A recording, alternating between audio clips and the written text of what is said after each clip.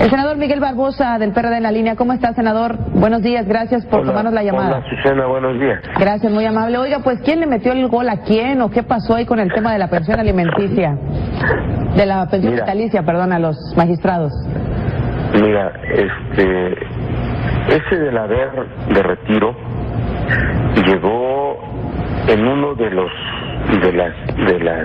una versión de las que envió, diría, gobierno federal, y todos estuvimos de acuerdo en que desapareciera, todos. Los negociadores así lo acordaron y se dio por hecho que quedaba fuera. ¿Y qué en la versión última, la del día viernes, volvió a aparecer. El senador Alejandro Encinas estuvo insistente todo el día en que debiera desaparecer, y para todos había desaparecido. ¿Y luego qué pasó? Cuando apareció el dictamen y reapareció, nosotros hicimos la reserva del caso, ¿sí? Pero ya era el momento inadecuado, porque poníamos otra vez un asunto en riesgo, y de lo que nosotros hablamos es, una vez que quedó eso, es de presentar la iniciativa. Ese día de la iniciativa para derogar surge en la Cámara de Senadores, ¿sí? Y es lo que vamos a hacer. Ya la tenemos elaborada y la vamos a presentar en la permanente del día miércoles. Para haber una vez de retiro no solamente tiene que haber una reforma legal, sino tiene que haber presupuesto, debe haber recursos en el presupuesto de egresos de la Federación, ¿sí? Así es que hay muchas maneras, y yo sí creo que inclusive los magistrados del Tribunal Electoral del Poder Judicial de la Federación en algún momento van a tener que tener una opinión sobre este asunto, y yo estoy cierto que ellos mismos van a tener una opinión de que no exista ese haber de retiro. ¿Será? Fue un error. Ajá. Fue un error. Pero ¿dónde se coló esto, senador? Es decir, yo quisiera pensar que... Lo estoy diciendo. Pero digamos, ¿fue un error? ¿Fue intencional? ¿Quisieron pasarla por debajo del agua y luego que fue una sorpresa ya que estuviera promulgada? ¿O... Mira, sí fue, yo creo, fue una incorporación voluntaria, sin duda, y hubo una omisión general cuando no se detuvo. Pero desde luego está tomada la decisión desde el momento que estaba ocurriendo de que presentaríamos una iniciativa para derogar eso. Eso no va a existir.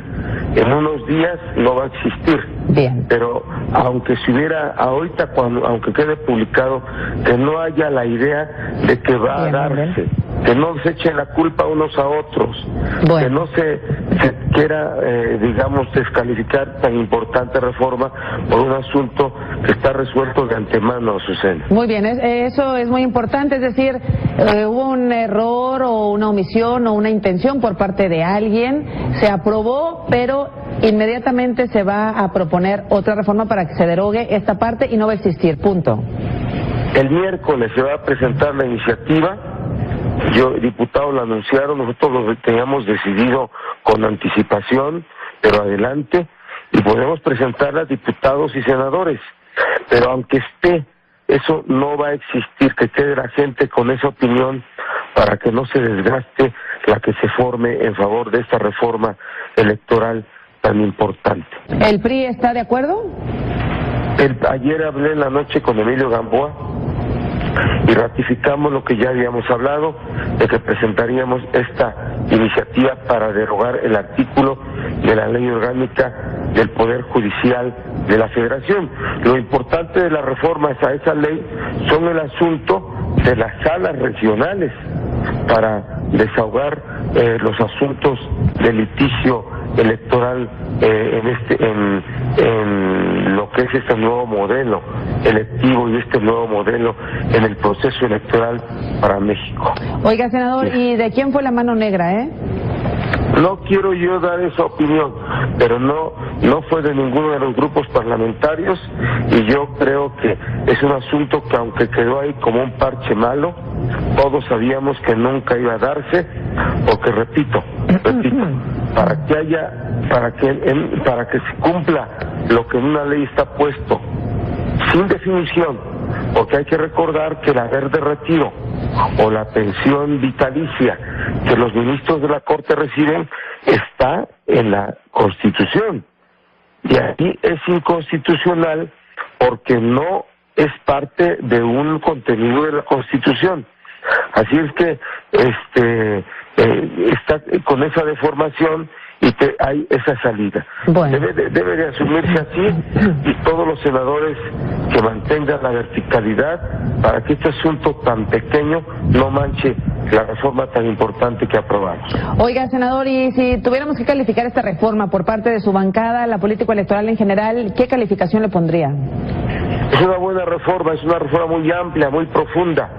Si no es la reforma definitiva, quedan pendientes candidaturas comunes a nivel federal, pero el tema relacionado con financiamiento privado, financiamiento público, fiscalización, el tema de la chequera única optativa o en su caso la fiscalización en línea y el prorrateo y además haber incorporado esa denominación de cobertura excesiva que determina resultados, dan un concepto muy amplio de una equidad de la que ha carecido los procesos electorales hasta ahorita y que fueron constantes hasta el año 2012. Es una reforma muy amplia, con muchos conceptos, muy importante. Ahora hay que defenderla, y no solo defenderla, hay que promover su aplicación, que ahora no el reto de los políticos sea ver quién la viola primero, no, para eso hay sanciones, inclusive cárcel. Así es que se avanzó mucho, y este asunto, de verdad, que se explique bien, es inconstitucional, aunque hubiera aparecido una ley, nunca se iba a aplicar, nunca se iban a asignar recursos para esto, pero va a presentarse el miércoles la iniciativa de derogación de este artículo, así. Y yo creo ese artículo de la Ley Orgánica del Poder Judicial de la Federación. Yo también creo que los propios magistrados del TIFE tendrán una opinión que seguramente sea la de no calificar bien esta incorporación. Gracias, senador, por la llamada. Buenos días.